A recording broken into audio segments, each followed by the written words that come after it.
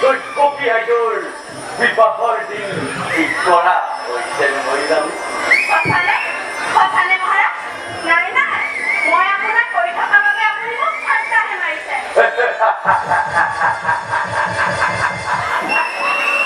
ঠাট্টা নহয়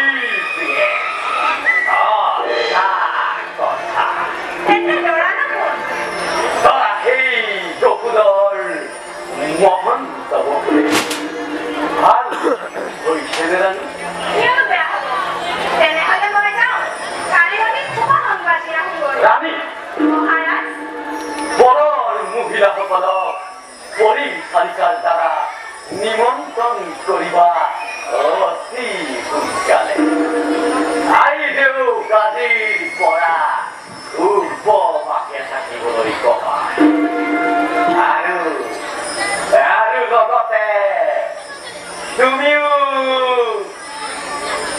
উপবাসে থাকিবা থাকিব লাগে মহাৰাজ তোমালোক তিৰোতামানবোৰে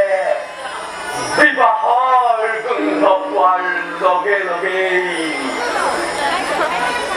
উপবাসে থাকিব লাগে বুজিছা